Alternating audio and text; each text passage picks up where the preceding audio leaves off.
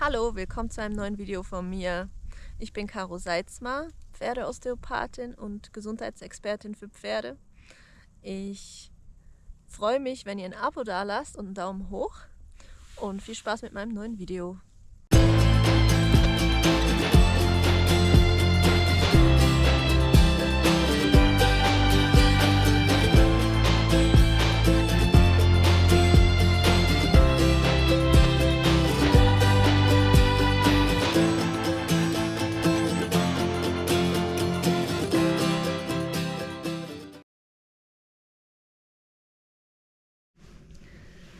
Ja, also ich erzähle euch jetzt mal weiter. Habe schnell den Standort ein bisschen gewechselt, weil mir der Arm abfiel. So, also. Ich war stehen geblieben bei diesen ganzen Krankheiten und Geschichten, bin ein bisschen abgekommen von meiner eigentlichen Erzählung, nämlich über meinen Werdegang.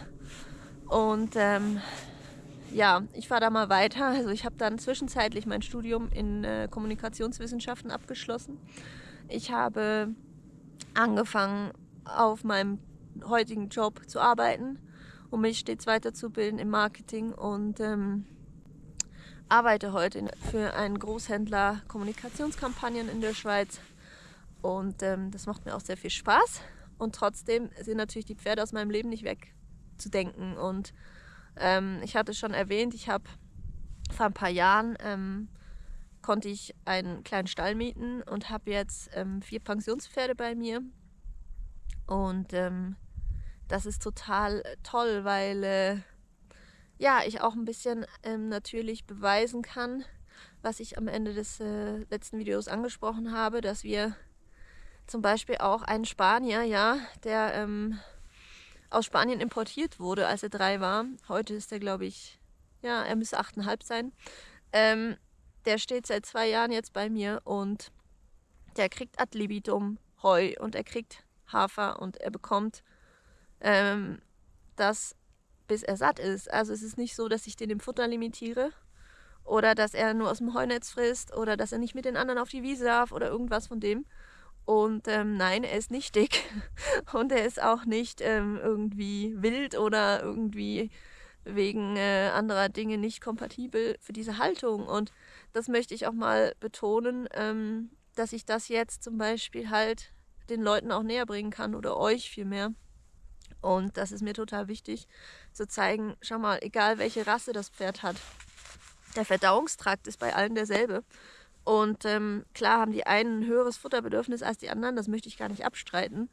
Aber Pferde sind nicht blöd und die sind sehr regulativ, was das angeht, sofern sie wissen, dass sie genug haben. Und das ist auch etwas, was einfach Zeit braucht. Ich weiß auch, dass Leute umstellen und sagen, boah, der frisst jetzt, der steht nur noch dort und frisst und frisst und frisst und irgendwann wird er platzen. Nein, wird er nicht. Sondern es dauert einfach, je nachdem, was die Pferde mit durchgemacht haben, 2 bis 3 Monate mal locker, und wenn nicht länger, bis die quasi zur Ruhe kommen, bis der Druck wegfällt. Ich muss unbedingt das jetzt fressen, weil nachher ist es weg.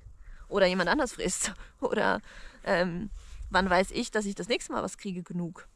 Und wenn dieser Druck wegfällt, dann hört der Spanier einfach früher auf zu fressen, wenn er es nicht mehr braucht. Und meiner zum Beispiel auch. Die kriegen über Nacht, stehen ja bei mir in der Box und das aus Gründen, dass ich in einem Pensionsbetrieb, wie ich ihn habe, ich habe noch eine sehr deutlich ältere Stute da, dass ich nicht sicherstellen kann sonst erstens mal, dass nichts passiert, weil ich schlafe ja nachts. Und das andere ist auch, dass sie halt sehr rangniedrig ist, die Stute beispielsweise. Und die kommt einfach sonst doch nicht ganz auf die Kalorien, die sie braucht, damit sie fit bleibt. Und die braucht auch einfach die Ruhe mal vor den Jungs, die auch gerne mal ein bisschen spielen. Und denen tut das auch gut, mal zur Ruhe zu kommen. Und auch wenn einzelne Pferde von meinen, die hier stehen, sicher in der Lage wären, in einem Offenstall klarzukommen, habe ich hier jetzt einfach nicht die Gelegenheit, eine schlaue Konzeptlösung zu bauen. Das ist der Grund, warum meine Pferde nachts Nachtboxen haben. Und wenn ich die in die Nachtbox stelle, dann haben die ungefähr 12 Kilo Heu zur Verfügung. Und meiner beispielsweise, wenn die jetzt gerade im Winter, wenn Schnee hat, Temperaturen kalt sind, wir haben heute ungefähr -4 Grad, Der frisst seine 12 Kilo nachts in der Box nicht, weil der weiß, ich habe tagsüber die ganze Zeit Heu zur Verfügung. Ich habe das gar nicht nötig. Und das führt einfach dazu, dass wir eine viel entspanntere Lösung haben, die Pferde untereinander viel freundlicher auch miteinander sind und kein Neid entsteht. Und das wollte ich mal gesagt haben, bevor ich jetzt wieder dazu zurückkehre, euch zu erzählen, wie es weiterging. Also ich habe dann halt auf diesem Job gearbeitet. Ich arbeite bis heute in der Kommunikation. Ich habe dann angefangen, mir nebenbei ein Trainingsbusiness aufzubauen. Ich habe aber schnell gemerkt, dass ich trainingstechnisch gar nicht so viel ausrichten kann und auch die Leute gar nicht so unbedingt in erster Linie daran interessiert sind, dran zu bleiben. Oder vielleicht hatte ich auch nicht die Kunden, mit denen das so 1:1 funktioniert hat. Vielleicht lag das ja auch teilweise an mir, das kann ich nicht ausschließen.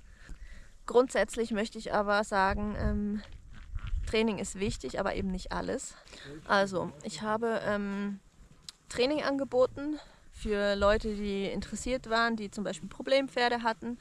Und ich habe halt schnell gemerkt, dass das gar nicht so die Pferde sind, sondern eher die Menschen, denen wirklich Wissen fehlt teilweise. Und das ist jetzt gar nichts großartig Kompliziertes oder so, sondern einfach so ein bisschen Basics. Und ich habe aber auch gemerkt, dass ich mir eben oftmals Grenzen aufgezeigt werden, dadurch, wie die Pferde gehalten sind. Weil ich kann ich kann jedenfalls von einem Pferd, finde ich, nicht verlangen, dass es sich nonstop zusammenreißt und brav ist, wenn ich ein junges, 4-jähriges Pferd habe, das seit einem halben Jahr unterm Sattel ist, das aber dann eben so einen Winter vor sich hat, wie vorhin beschrieben, wo es vielleicht 2 Stunden am Tag auf so einen ganz kleinen Sandpaddock darf. Alleine, kein Futter und dann wieder in die Box. Und dann nehme ich den einmal, ich sage jetzt mal 5-mal die Woche raus und möchte mit dem in der Halle eine halbe Stunde reiten. Und dann fängt er halt das Bocken an und dann fängt er vielleicht das Rennen an oder ist aufgekratzt.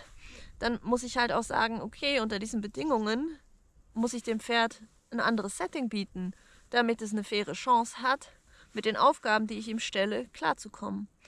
Und das waren die Dinge, die mich damit konfrontiert haben, dass die Haltung einen sehr großen Teil ausmacht, wie gut man miteinander Erfolge erzielt. Und dann muss ich auch sagen, habe mich schon seitdem ich im Rennsport war und auch viel mitgekriegt habe, wenn Pferde behandelt wurden. Wir hatten immer Osteopathen da, die Pferde behandelt haben, sehr regelmäßig, weil wir einfach dadurch auch eine gewisse Prävention betrieben haben, um den Pferden eine möglichst lange Gesundheit zu erhalten und Auffälligkeiten möglichst schnell auch zu erfassen, sage ich mal. Ja, also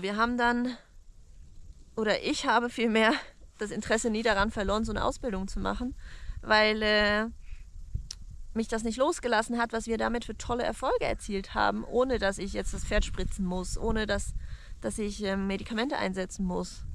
Und die Pferde das immer sehr dankbar angenommen haben und wir auch langfristige Erfolge damit hatten. Und dann habe ich natürlich mich hier schlau gemacht und muss sagen, es war gar nicht so einfach, eine schlaue Ausbildung zu finden. Am Ende habe ich jetzt den energetischen Pferdeosteopath nach Salomon abgelegt und habe also angefangen, diese Ausbildung zu machen und die auch erfolgreich bestanden und habe dann seit 2023 jetzt auch osteopathische Behandlungen angeboten und biete die nach wie vor an.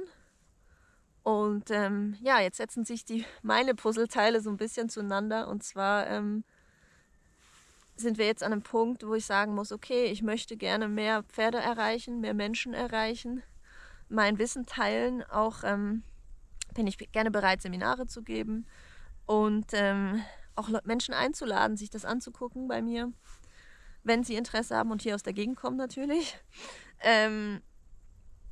Und das Ganze einfach zusammenzufassen. Und ich glaube, was ich auch schon am Ende meines ersten Videos erwähnt habe, es geht darum, das ganzheitliche Paket sich bewusst zu machen und zu wissen, worauf kommt es denn an? Wo muss ich denn meine Aufmerksamkeit drauf geben, um festzustellen, wie es meinem Pferd wirklich geht. Weil ich bin erst gestern spazieren gegangen und habe dann Spaziergänger mit Pferden gesehen und musste einfach sagen, hey, auch hier einfach ein stoffwechselauffälliges Pferd läuft schrecklich schlecht und war, glaube ich, noch nicht so alt.